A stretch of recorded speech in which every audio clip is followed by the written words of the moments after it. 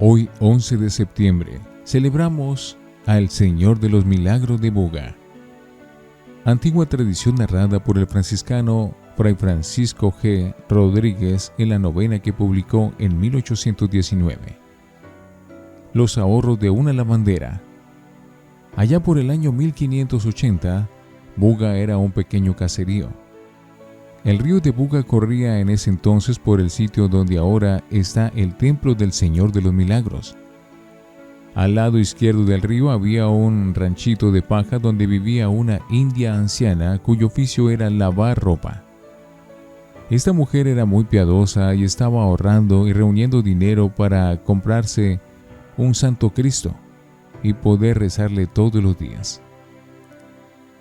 Reunió 70 reales, que era lo que necesitaba para comprarlo y traerlo desde Quito. El pobre prisionero.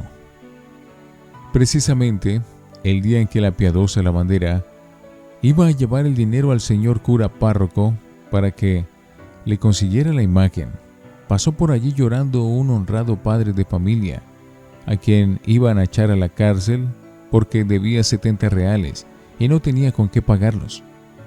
La buena mujer se conmovió por esa tristeza de su vecino e inspirada por un pensamiento caritativo, se propuso dejar para más tarde el conseguir su crucifijo y le dio al pobre necesitado los 70 reales que tenía ahorrados para comprar la imagen. Aquel hombre, lleno de alegría y de agradecimiento, le deseó que Dios la bendijera y la ayudara mucho. El hallazgo en el río. Unos días después, la anciana estaba lavando ropa en el río, cuando una ola colocó delante de ella un pequeño crucifijo de madera, que resultó para ella una joya más valiosa que todo el oro y la plata y las esmeraldas que le pudieran ofrecer. El crucifijo hallado de esta manera no podía haber pertenecido por allí cerca a ninguna otra persona, pues hacia arriba, a las orillas del río, no vivía nadie.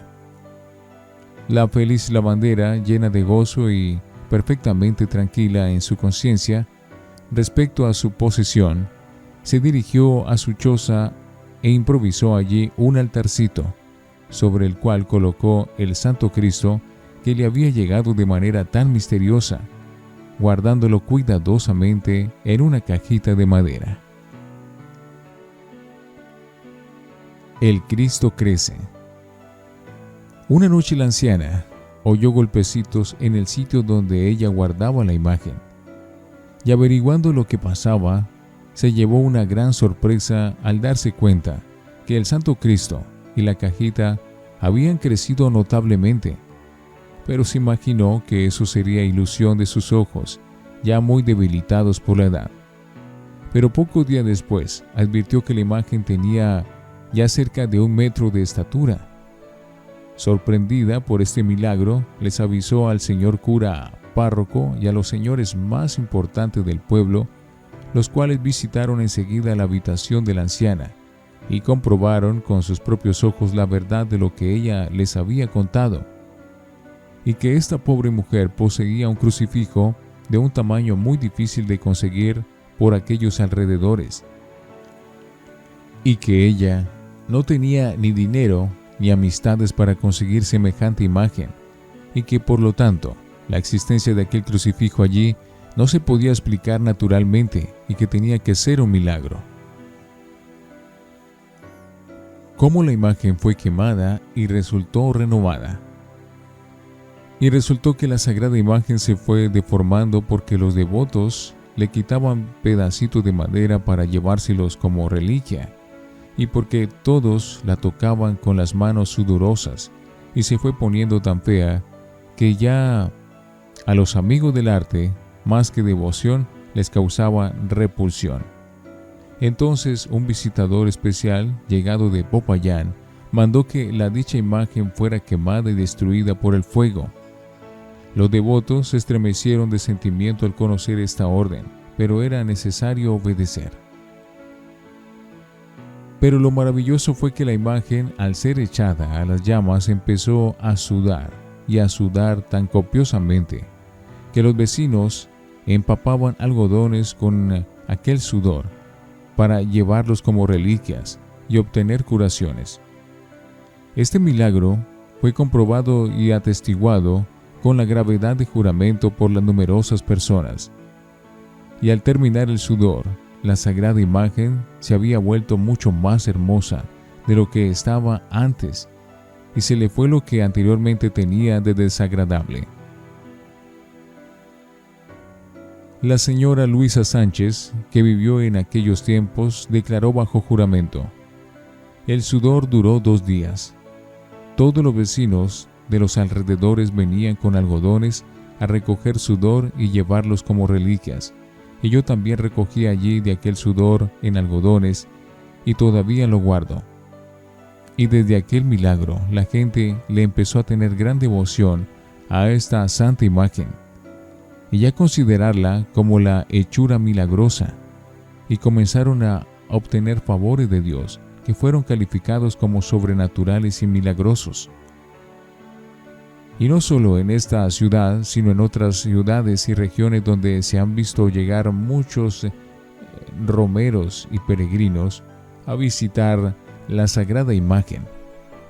A muchos de ellos les hemos oído contar que sanaron prodigiosamente de graves enfermedades. Otros narran que se libran de gravísimos peligros al invocar al Señor de los Milagros de Buga. Esto fue firmado y apoyado bajo juramento. El río deja el sitio para que se construya el templo. Sigue diciendo la crónica de 1819. Después de estos sucesos extraordinarios, el ranchito de la anciana se convirtió en un sitio de oración y de peregrinación para devotos. A los anteriores milagros siguieron muchos más, y con tal cantidad que la gente le dio a esta imagen el nombre con el cual se conoce desde hace siglos: el Señor de los Milagros. Después de muerta la ancianita, se pensaba dónde debiera colocarse el Santo Cristo. Su ranchito quedaba frente a las aguas, y he aquí que el río creció muchísimo y cambió de cauce y se desvió hacia el sur, desde unas 3 cuadras más arriba del punto de la aparición, y dejó así el sitio libre para construir el templo al Santo Cristo, templo que al inicio era un edificio pequeño y se llamaba la ermita. A base de admirables milagros se extiende la devoción. Apenas se fueron difundiendo las noticias de los maravillosos milagros que se conseguían frente al Cristo de Buga, se desató una corriente extraordinaria de peregrinaciones y de devoción.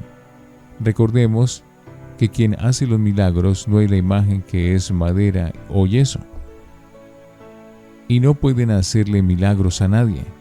El que hace milagros es nuestro Señor Jesucristo, cuya santísima pasión y muerte recordamos cuando veneramos la imagen del Santo Cristo.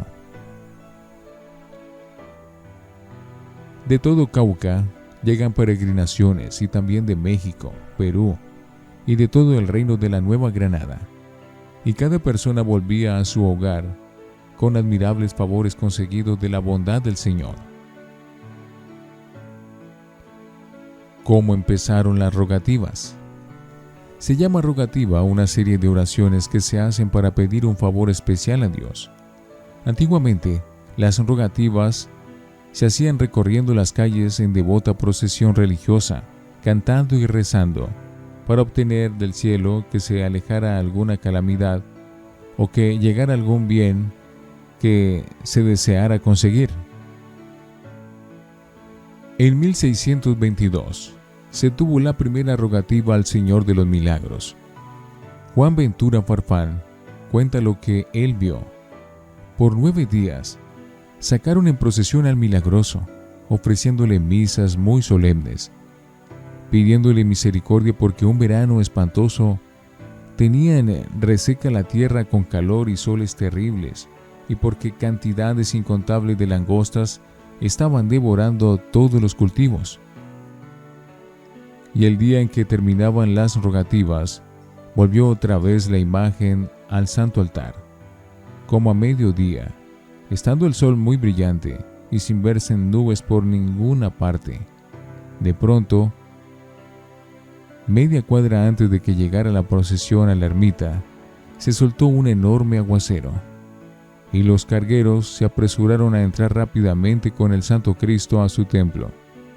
Y fue tanto lo que llovió, que parecía un diluvio, y todas las langostas murieron, y los cultivos se salvaron. Y desde ese día, negros, indios y españoles le fueron teniendo una muy grande devoción al Señor de los Milagros. Descripción. ¿Cómo es la imagen del Señor de los Milagros?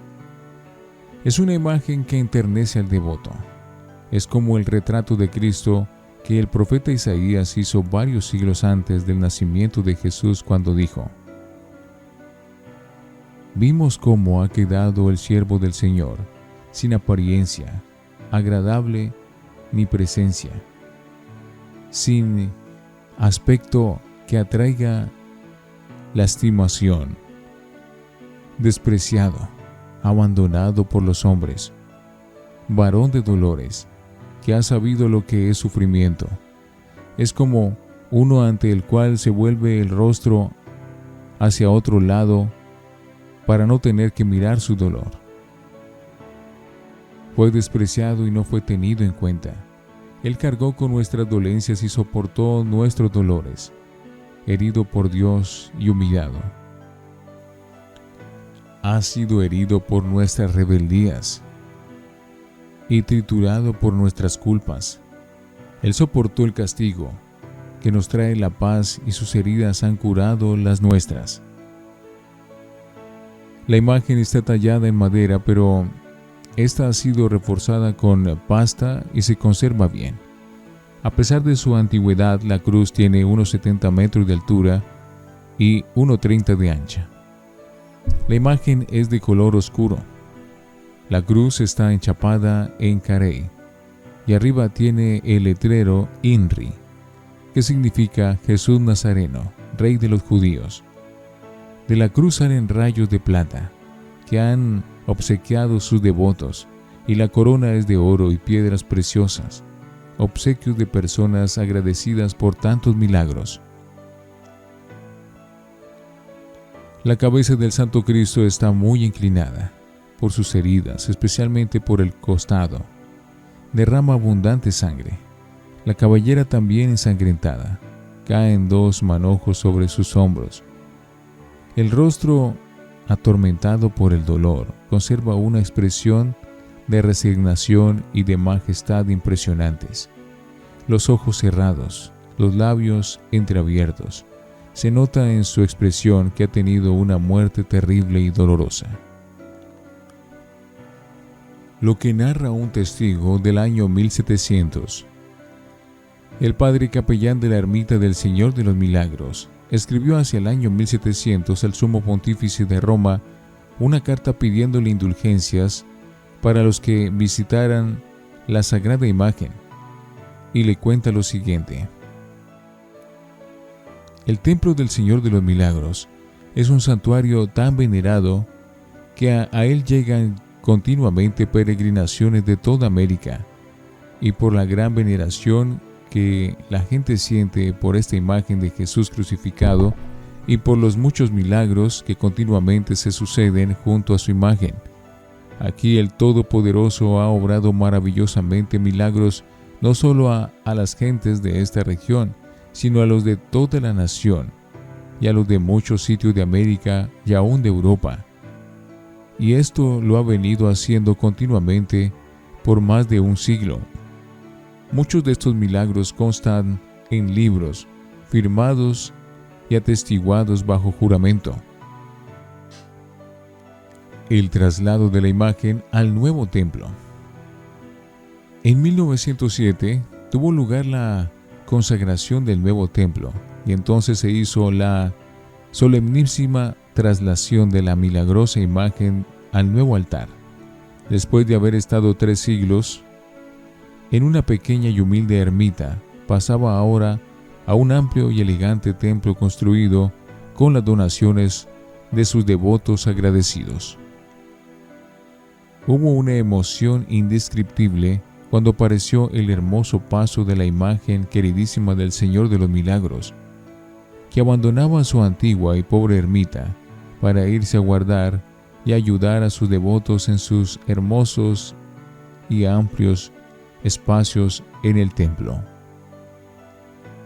El paso era llevado en hombros por 64 caballeros vestidos de rigurosa etiqueta, que se turnaban de 16 en 16, llevando las andas por donde iba la imagen.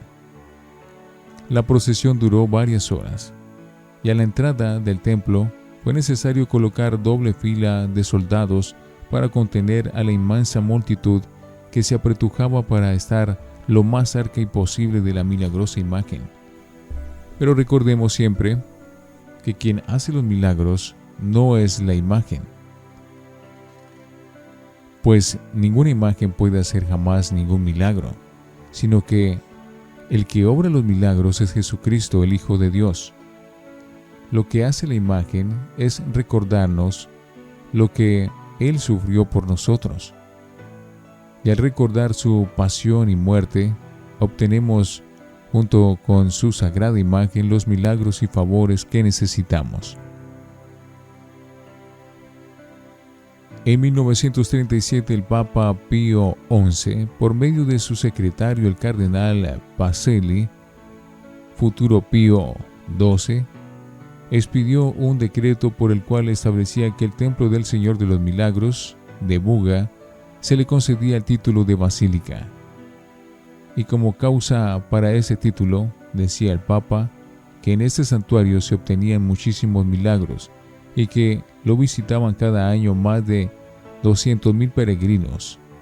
En la actualidad lo visitan más de 1 millón de peregrinos al año. La fiesta del Señor de los Milagros se celebra el 14 de septiembre. Te adoramos, oh Cristo, y te bendecimos, que por tu santa cruz redimiste al mundo.